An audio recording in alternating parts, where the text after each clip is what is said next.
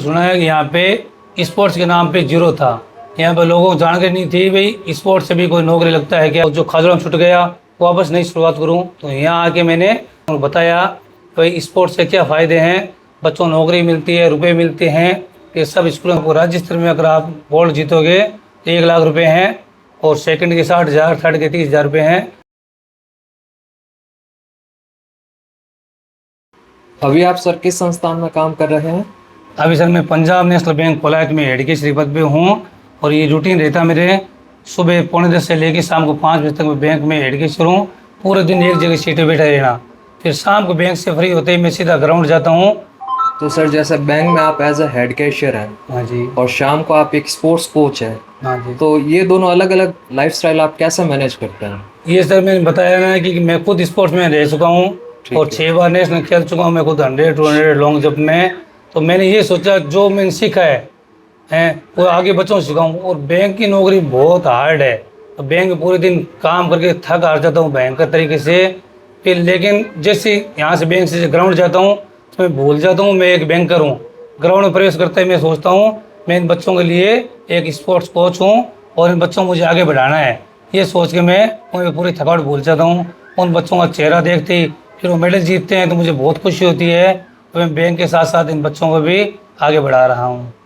जैसे आप बैंक में काम करते हैं तो बैंक के हायर अथॉरिटीज़ हैं, वो कभी आपको रोकती है खेलने से कि आप छुट्टी मतलब आपको कभी बाहर भी जाना पड़ता है बच्चों के साथ कई बारी?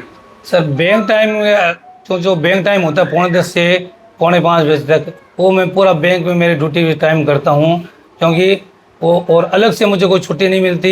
एक बच्चे के जो टूर्नामेंट होते हैं जिला स्तर और राज्य स्तर, तो वहाँ पे मैं खुद मेरी जो PL और CL है मैं खुद की छुट्टी लेता हूँ, क्योंकि बैंक से मुझे अलग से कोई छुट्टी नहीं मिलती।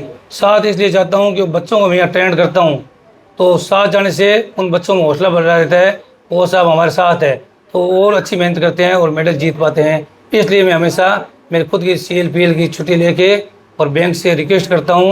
जो हमारे बैंक स्टाफ है, बैंक मैनेजर साहब है, वो मेरा खूब सहयोग करते हैं और वो मुझे छुट्टी दे देते हैं। अभी जैसा कोलायत में स्पोर्ट्स कल्चर है उस पर आप क्या कहना चाहेंगे? कोलायत में सर मेरे आने से पहले से मैंने लोगों से सुना है कि यहाँ पे स्पोर्ट्स के नाम पे जीरो था। यहाँ पर लोगों को जानकारी नहीं थी भाई स्पोर्ट्स से भी कोई नौकरी लगता है क्या, या स्पोर्ट्स से भी कोई रुपए मिलते हैं। तो वो भी बिना परीक्षा बिना इंटरव्यू।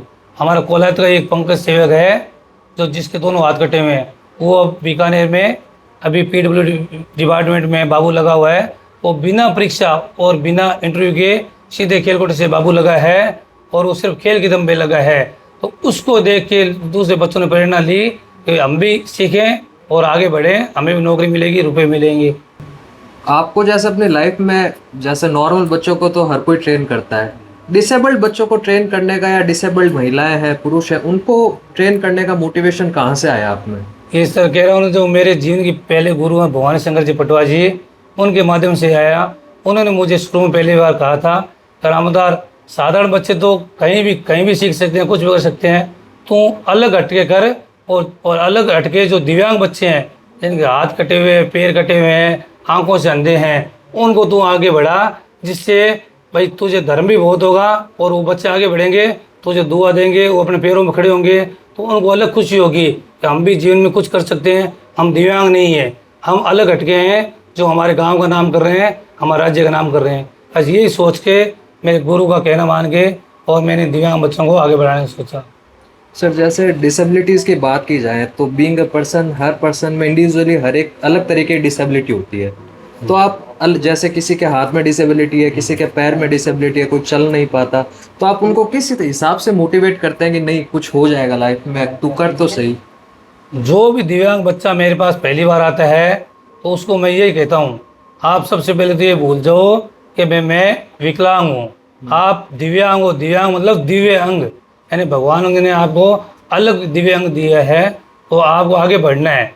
तो आप हिम्मत रखो, अभी आप इस ग्राउंड के अंदर हो और आप अलग पहचान बनाओ, खेल में आगे बढ़ो, जिससे आपको पूरा जिला, पूरा राज्य, पूरा भारत अलग पहचान, अलग नज़र से देखे भाई ये भी मेडल जीत रहे हैं। आप अपने परिवार नाम करोगी, लेकिन आप सबसे बड़ी है आप अपने खुद के पैरों पर खड़े होंगे और आप में हिम्मत आएगी कि मैं अब विकलांग नहीं हूँ, दिव्यांग नहीं हूँ, मैं भी आगे बढ़ सकता हूँ, कुछ कर सकता हूँ। इससे मुझे कठिनाई तो बहुत आती है। यहाँ पे जो लड़कियाँ आती है दिव्यांग, तो उनकी रहने की व्यवस्था, खाने की व्यवस्था, रहने की व्यवस्था तो लोग घर पे हो जाए, एक खाने की है तो लड़कियों के लिए जो वापस जैसे पुरानी होती है उनकी अलग धर्मशाला में व्यवस्था करना, और फिर उनको टिफ़िन बैंक टाइम में थोड़ा टाइम निकाल के 5-10 मिनट हमारे मैनेजर साहब के सहयोग से उनको टिफ़िन जाके दे के आना, फिर खाली टिफ़िन लेके आना, उनको लड़कियों को एक बहन की तरह ग्राउंड से वापस उनके जहाँ रहते हैं वहाँ छोड़ के आना, और जहाँ पे वहाँ रह रहे हैं वहाँ से वापस उनको ग्राउंड लेके आना। इसलिए बहुत मुश्किल है, क्योंकि साथ में बैंक का काम करना और पूरा थक जाता हूँ पूरा। लेकिन ये सोच के भी इनको आगे बढ़ाना है, ये सोच के मुझे बहुत खुशी मिलती है, और मैं ये खुशी देख के मेरी पूरी बैंक की थकावट भूल जाता हूँ।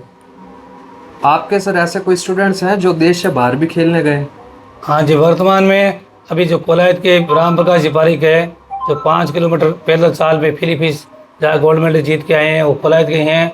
और इनके अलावा हमारे कोलायत की द्रौपदी है जो खेलो इंडिया में सिल्वर मेडल जीत चुकी हैं, और रवि राज पुरोहित ये नेशनल में सिल्वर मेडल जीत चुके हैं। पंकज सेवक नेशनल में कांस्य पदक, विश्वामित्र नेशनल में सिल्वर मेडल। जो वर्तमान में हमारे 3 या 4 स्टूडेंट और आउट ऑफ टर्न पॉलिसी से नौकरी लगेंगे, जो कि बिना परीक्षा और बिना इंटरव्यू के सीधी नौकरी होगी। और इनको अभी प्राइज मनी भी इन खिलाड़ियों को करीब 9 या 10 लाख रुपए आगामी 1 या 2 महीने में प्राइज मनी मिलने वाली है। सर जैसे कहते हैं कि डॉक्टर का बेटा डॉक्टर बनेगा, क्रिकेटर का बेटा क्रिकेटर बनेगा, आप अभी वर्तमान में बैंक में काम कर रहे हैं, पर आप खेल के संबंध में आप डेडिकेटेड स्पोर्ट्स की तरफ हैं, तो आप अपने बच्चों पर भी प्रेशर डालते हैं कि आप कोई ना कोई स्पोर्ट्स खेलो, या आपकी तरफ से उन पर कोई प्रेशर रहता है? हाँ जी, मेरे बच्चे के शुरू से ही मैंने बच्चों को, जो उम्र 3-4 साल थी, बड़ा बच्चा भी मेरा 3 बार नेशनल खेल चुका है, 100, 200 और लॉन्ग जंप में, और राजस्थान चैंपियन रह चुका है। और मैं ये चाहता हूँ, मैं स्पोर्ट्समैन था तो मेरे बच्चे स्पोर्ट्समैन बने। इसको देख बड़े बच्चे को देख छोटा वाला बच्चा भी ऊंची कूद में वर्तमान में बीकानेर में सबसे टॉपर है, और इस साल उसके पूरे चांस है अभी स्टेट में वो मेडल किस फील्ड जीतेगा। में टॉपर है सर? और ऊंची कूद में, और बड़ा वाला बच्चा है लंबी कूद और ऊंची कूद और 100 मीटर दौड़ में 3 बार नेशनल खेल चुका है, और उसको भी अभी तक 7,60,000 रुपये मिल चुके हैं बड़े बच्चे को खेल कोटे से। आपकी लाइफ का सर सबसे प्राउड मोमेंट क्या है अभी तक? प्राउड मोमेंट सर सबसे बड़ा है जो कि कोलायत का पंकज सेवक, जिसके दोनों हाथ कटे हुए, उसकी मम्मी जी हमेशा मुझे ये कहती थी कि भाई हम जब तक जिंदा हैं तो हम इसकी देखभाल कर लेंगे, लेकिन हमारे मरने के बाद इसका क्या होगा ये हमें चिंता सता रही है।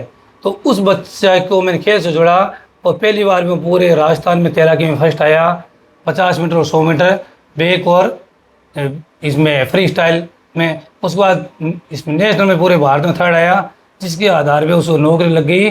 और नौकरी लगने के बाद उसकी मम्मी जी ने ये कहा अब हमारी चिंताएं पूरी दूर हो गई। हमारे मन में ये था कि पूरी ज़िंदगी ये हम पे बोझ रहेगा, आज हमें बहुत खुशी है कि ये हमारा सहारा बन गया, ये नौकरी लग गया। तो वो देख के मेरी ज़िंदगी का सबसे बड़ा मूवमेंट वही है मेरी ज़िंदगी का। इस बच्चे को मैंने आगे बढ़ाया और खेल से ये नौकरी लगा, अपने घर वालों का सहारा बना। अभी सर पंकज कहाँ कार्य कर रहा है, कहाँ कोई गवर्नमेंट सर्विस लगा है पंकज? हाँ जी, पंकज तो 4 साल हो गए और वो बीकानेर में PWD विभाग में बाबू के पद पर कार्यरत हैं। सर जैसे मान लो कोई नॉर्मल पर्सन है और पास में कोई डिसेबल्ड आदमी बैठा है या बच्चा बैठा है, महिला बैठी है, उसको अलग तरीके से ट्रीट करता है, उसके साथ मजाक करता है, या कभी वो स्पोर्ट्स ग्राउंड में खेलता है तो उसका मजाक बनाते हैं उसको, तो सर आप इस बारे में, इस रेफरेंस में सोसाइटी को क्या मैसेज देना चाहेंगे? पहली बात सर, हमारे ग्राउंड में ऐसी कभी कोई घटना हुई नहीं कि दूसरा बच्चा, आदमी या कोई महिला किसी दूसरे लिए सोचे भाई ये दिव्यांग है या फिर SC/ST का है, क्योंकि मैं शुरू से ही उन सबको ये समझाता हूँ। तो बाई चांस कभी कोई ऐसी बात हो जाती है दूसरे बच्चों में, तो उस जो दूसरे बच्चों को ये समझाता हूँ बेटा ये अभी दिव्यांग है, अगर बाई चांस ये दिव्यांग तू होता, तेरे साथ कोई ये करता तो तेरे में क्या बीतती। तो उस बच्चे की समझ में आ जाती है सर बिल्कुल सही कह रहे हैं। तो अपना आप ही अगले दिन से ध्यान रखता है कि इस बच्चे को अपने को ना कोई गलत हंसी मजाक करनी है और ना बच्चे को कोई अलग नजर से देखना है। अपने को इस बच्चे को मोटिवेट करना है कभी तू भी कुछ कर सकता है, तू भी दिव्यांग नहीं है। तो ये ग्राउंड में हमारे सब बच्चे एक दूसरे की हेल्प करते हैं, और जो ज़्यादा दिव्यांग है उसको सबसे ज़्यादा मोटिवेट करते हैं सब बच्चे, और उससे उस बच्चे में जो दिव्यांग बच्चा है उसमें अलग ही हिम्मत आ जाती है। ग्राउंड में सब मुझे हिम्मत दे रहे हैं तो मुझे भी प्रदर्शन बहुत बढ़िया करना है, आगे बढ़ना है। सर जैसे जैसे कोई दिव्यांग बच्चा पैदा होता है तो उनके पेरेंट्स में एक अलग सी मायूसी आ जाती है कि ये बच्चा आगे सक्सेस नहीं हो पाएगा, जैसा आपने पंकज सेवक का आपने उदाहरण दिया। तो ऐसे पेरेंट्स को सर आप क्या मैसेज देना चाहेंगे? ऐसे पेरेंट्स को मैं यही कहना चाहूँगा कि इनको जन्म दिया भगवान ने, यही बहुत बड़ी बात है। और फिर आपके घर में इन्होंने जन्म लिया है तो आप ये मत सोचो कि मेरा बेटा भाई दिव्यांग है और या विकलांग है।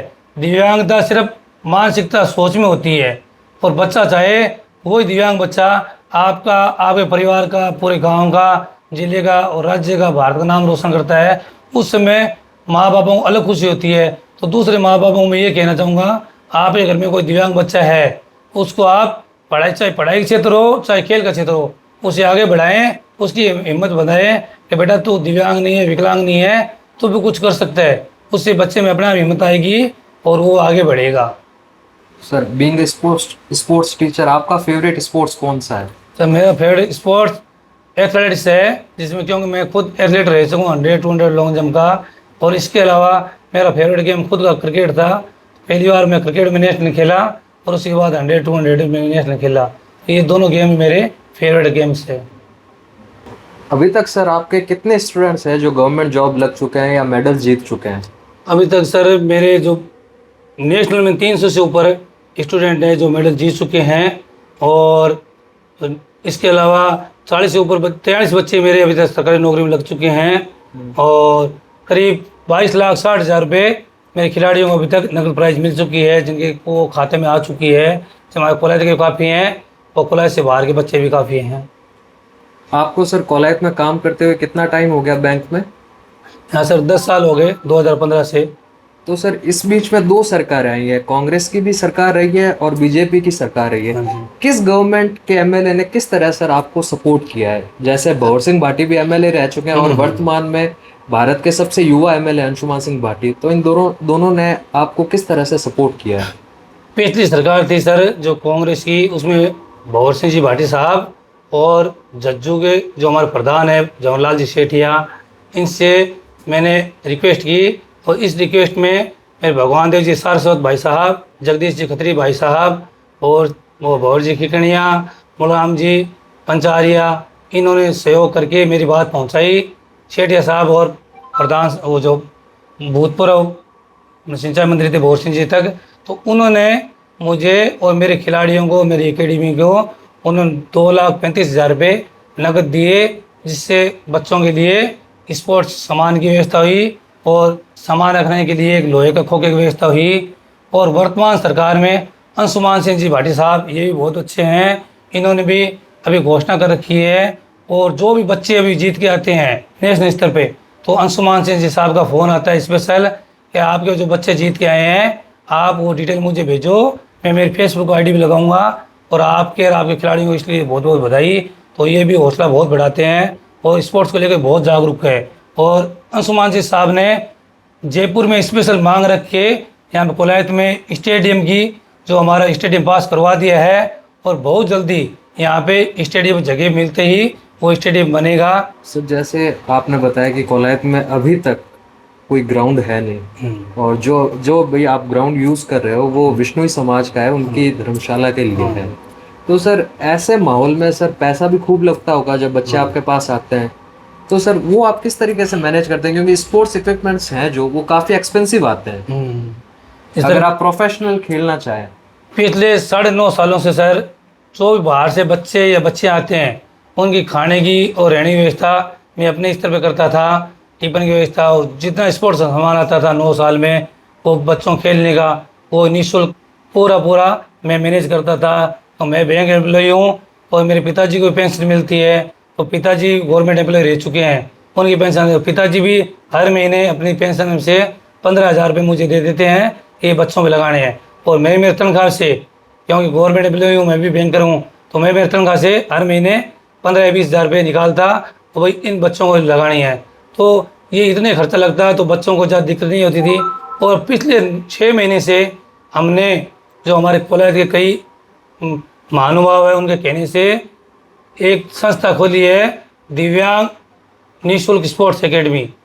तो अब उसमें हमारी जो संस्था बनी है पिछले 6 महीने में हमारे कॉलेज के कई लोगों ने इसमें सहायता की है और बच्चों के लिए वो सामान दिया है स्पोर्ट्स का और रुपए भी दिए हैं।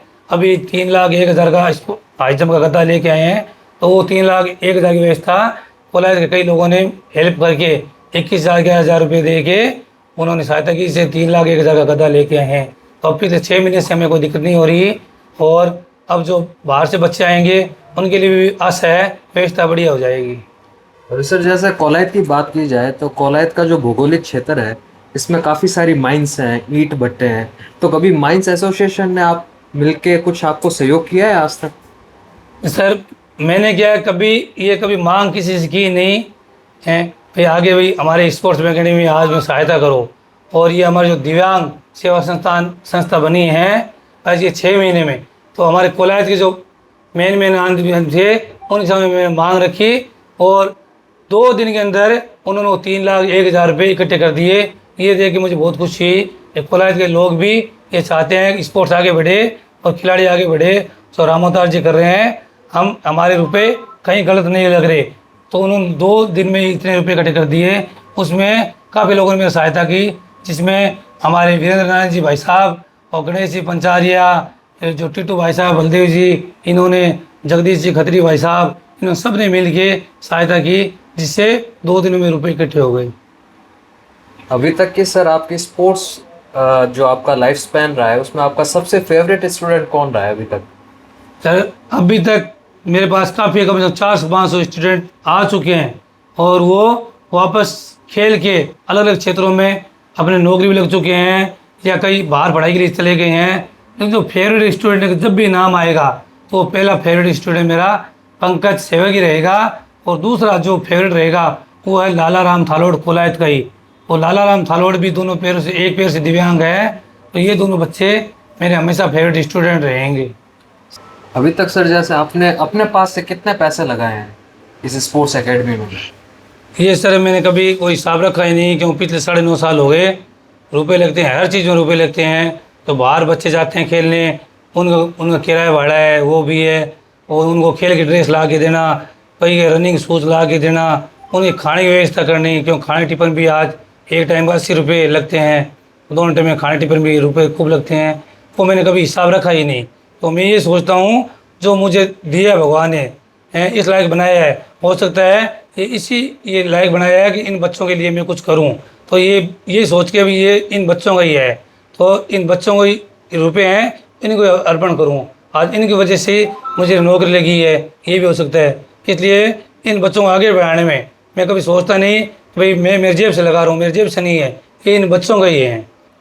मैंने सर आपका एक आर्टिकल पढ़ा था राजस्थान पत्रिका में जिसमें लिखा हुआ था कि आपको पीएनबी बैंक आपके काम को देखते हुए आपको प्रमोशन दे रहा था और जिसमें आपको एक अच्छी पोस्ट भी मिल रही थी, वो आपने लेने से मना कर दिया। इस बात में सर कितनी सच्चाई है? मैं सर कोलायत में आया 2015 में, तो आते ही खेल से जुड़ते ही साधारण बच्चे थे, तब तक मेरे मन में ये थी भाई प्रमोशन लेंगे। लेकिन दिव्यांग बच्चे जुड़ने के बाद मेरे मन में एक ये सोच लिया कि अब मैं जब तक रिटायरमेंट नहीं होऊंगा, जब तक मैं प्रमोशन नहीं लूँगा, रिटायरमेंट में इसी पद से लूँगा, हेड के स्तर के पद पे ही। क्योंकि प्रमोशन लेते ही सर मुझे कोलायत छोड़ना पड़ेगा और यहाँ से दूसरी जगह में प्रमोशन लेते ही ट्रांसफ़र हो जाएगा, और ट्रांसफ़र हो गया तो मेरे जितने भी दिव्यांग खिलाड़ी हैं उनकी हिम्मत टूट जाएगी और उनका खेल छूट जाएगा, बिल्कुल उनका रूटीन बंद हो जाएगा। इसलिए मैंने ये सोच रखा है कि अगर बैंक आगे भी मेरे प्रमोशन के बारे में सोचेगी तो मैं उनसे हाथ जोड़ निवेदन कर दूंगा, सर मुझे प्रमोशन नहीं लेना। क्यों? और पिछले 10 सालों में जो एक कहावत है कि भाई वो जो कुएं का मेंढक कुएं में रहता है, तो जितने जो हमारे खिलाड़ी है वो विष्णु धर्मशाला के प्लॉट में खेल के रह जाते, लेकिन इन बच्चों को उस प्लॉट से निकाल के, उस कुएं से निकाल के आज पूरे बीकानेर जिले में, पूरे राजस्थान, पूरे भारत में पहचान दिलाने में जो सबसे बड़ा हाथ है वो हाथ है मीडिया का। अगर मीडिया मेरी सहायता नहीं करती तो आज ये बच्चे पूरे भारत में नहीं पहुंच पाते। इसके लिए मैं कोलायत के जो राजस्थान पत्रिका के जो भूतपूर्व थे संवाददाता डॉक्टर श्री मोहन लाल जी पुरोहित साहब हैं, उनका सबसे बड़ा सहयोग मानूंगा। उन्होंने मेरा हर समय खूब साथ दिया और वो उनका देहांत होने के बाद जो उन्होंने उनका पद संभाला, उनके पुत्र श्री वीरेंद्र नारायण जी भाई साहब उन्होंने पद संभाला, उन्होंने मेरा खूब सहायता की। और जो भी न्यूज़ होती राजस्थान पत्रिका में लगाते और बड़ी बड़ी न्यूज़ लगाते, जिससे खिलाड़ियों की पहचान दूर दूर होगी। और उसके अलावा जो दैनिक भास्कर संवाददाता थे, जो पहले रह चुके थे, राहुल जी हर्ष भाई साहब, उन्होंने करीब 6-7 साल तक उन्होंने खूब सहायता की इन बच्चों की न्यूज़ लगाने में। तो और उसके बाद जो वर्तमान में भगवान देव जी सरस्वत भाई साहब है दैनिक भास्कर के, यही बच्चों की न्यूज़ लगाने में हर समय आगे रहते हैं। और जो मीडिया है, जो टीवी न्यूज़ के हैं, और जी राजस्थान के त्रिभुवन जी रंगा भाई साहब, और डीपी के न्यूज़ के राहुल जी हर्ष और राहुल जी सेवक भाई साहब, ये इन लोगों ने भी इन बच्चों को प्रसिद्धि दिलाने में बहुत महत्वपूर्ण अपना तो निभाया है। अगर ये लोग राजस्थान पत्रिका, दैनिक भास्कर और ये जो न्यूज़ वाले हैं, ये अगर सहायता नहीं करते तो इन बच्चों की पहचान दूर दूर तक नहीं होती और मेरी एकेडमी की दूर दूर पहचान नहीं होती। तो मैं ये मानता हूँ आज मेरी जो भी पहचान है, मैं जो कुछ भी हूँ आज मीडिया में माध्यम से ही हूँ। और जो भी मेरे बच्चे आज जो कुछ भी हैं स्पोर्ट्स में आगे बढ़ रहे हैं, साधारण दिव्यांग, वो सब मीडिया के माध्यम से ही है। आपके आदर्श कौन है सर? सर मुझे खेल की जो प्रेरणा मिली है, जो मेरे जीवन के पहले गुरु भवानी शंकर जी पटवा साहब से मिली है। वो हमारे गांव में एक शारीरिक पीटीआई पद पे आए थे। उन्होंने मेरी प्रतिभा देख के और मुझे खेल के क्षेत्र में आगे बढ़ाया और बीकानेर में स्पोर्ट्स में एडिशन करवाया। तो उनकी वजह से मैं नेशनल खेल पाया। और उसके बाद स्पोर्ट्स में जाने के बाद मेरे जो दूसरे गुरु और कोच थे वो पूर्णाराम जी बेनीवाल साहब, जिनका देहांत हो चुका है, और मेरे बड़े भाई साहब रतन कुमार जी सेन, वो जो मुझे खेल में आगे सबसे पहले खेल में जोड़ा, आगे बढ़ाया। तो इन तीनों का मैं पूरे जीवन भर ऋणी रहूँगा। इन तीनों वजह से मैं आज जो कुछ भी हूँ इन तीनों वजह से हूँ, और जो बच्चों को आगे सिखा रहा हूँ इन तीनों वजह से सिखा रहा हूँ। इनके अलावा मेरे माता पिता का आशीर्वाद तो मेरे साथ है ही। और जो भी मुझे आज हिम्मत बन रही है और बच्चों को खेल में आगे बढ़ाने की प्रेरणा मिल रही है, वो मेरी धर्मपत्नी जी श्रीमती श्री सीमा देवी की से बढ़ रही है। क्योंकि जो भी बाहर से खिलाड़ी आते हैं तो मैं घर पे उनको रख पा रहा हूँ, तो मेरी धर्मपत्नी जी कारण रख पा रहा हूँ। अगर धर्मपत्नी मुझे आज अगर सहायता नहीं करती, कुछ भी नहीं करती, गुस्सा करते, तो आज मैं कुछ भी नहीं कर पाता। लेकिन आज हर काम में वो मेरी सहायता करते हैं और कंधे से कंधा मिला खड़े रहते हैं, जिससे मैं दिव्यांग खिलाड़ियों को और साधारण खिलाड़ियों को आगे बढ़ा पा रहा हूँ। इसलिए मेरी धर्मपत्नी जी को मेरी तरफ से पूरी ज़िंदगी भर उनका भी मैं ऋणी रहूँगा, आभारी रहूँगा। अभी सर जो कोलाइफ में स्पोर्ट्स कल्चर है उसमें अगर आप कुछ चेंज करना चाहें, कुछ युवाओं को कोई मैसेज देना चाहें, क्या कहना चाहेंगे सर आप? आज का सर वर्तमान में पूरे राजस्थान में सबसे ज़्यादा है नशे की प्रवृत्ति। तो उसमें अग्रणी जिला गंगानगर हनुमानगढ़ है। अब धीरे धीरे बीकानेर जिले में भी अब ये नशा काफ़ी फैल रहा है। तो मैं बच्चों को यही कहूँगा, सबसे पहले नशे से दूर रहें और फास्ट फूड है इससे दूर रहें, और स्पोर्ट्स में आओ। चाहे आप मेडल मत जीतो और चाहे आपको मेडल नहीं लगे, खेल के क्षेत्र में आप आगे नहीं बढ़ रहे हो, आपको सबसे बढ़िया फ़ायदा है आप ग्राउंड में आओगे तो आप स्वस्थ रहोगे, बीमारी से दूर रहोगे और मोबाइल से दूर रहोगे। उससे आप अपने परिवार को अलग खुशी दोगे। मेडल नहीं लगे कोई बात नहीं, लेकिन आप स्वस्थ तो रहोगे, सबसे बड़ी ये बात है। सर अभी आपके फ्यूचर गोल्स क्या हैं आज की डेट में? सर फ्यूचर मेरा यही है, मैंने फ्यूचर के बारे में सोच रखा है स्पोर्ट्समैन में, कि बच्चों को मुझे नेशनल तक नहीं रखना कि आप नेशनल मेडल जीतो। बच्चों को अब बाहर जाके इंटरनेशनल में मेडल जीताना, ये मेरा लक्ष्य है। मैंने ये सोच रखा है जो दिव्यांग बच्चे हैं और जो साधारण बच्चे हैं वो मेरे स्टेट या नेशनल तक ये नहीं रहे, वो आगे जाके इंटरनेशनल भी खेले, वो हमारे पूरे कोलार क्षेत्र का नाम रोशन करे। जैसा कि दोस्तों आपने देखा कि एक सामान्य आदमी का परिवार किस तरह दिव्यांग बच्चों को या स्पोर्ट्स कल्चर को किसी गांव में चेंज करने के लिए किस तरीके से डेडिकेटेड है। वो खुद लगे हुए हैं, अपने जेब से पैसा लगा रहे हैं, यहाँ तक उन्होंने प्रमोशन लेने से बना कर दिया। उनके फादर साहब जो गवर्नमेंट सर्वेंट थे, उनकी जो पेंशन आ रही है उनमें से कुछ ना कुछ कंट्रीब्यूशन वो इस स्पोर्ट्स एकेडमी में लगा रहे हैं। अगर आप भी इस स्पोर्ट्स एकेडमी को अपनी तरफ से कोई सहयोग करना चाहते हैं तो मैं एक बार कोड दे दूंगा, जो सर का ही रहेगा। जो भी पैसा आएगा वो सीधा सर के ही अकाउंट में जाएगा, दिव्यांग सेवा संस्थान के जाएगा, वो सीधा दिव्यांग सेवा संस्थान के लिए ही जाएगा।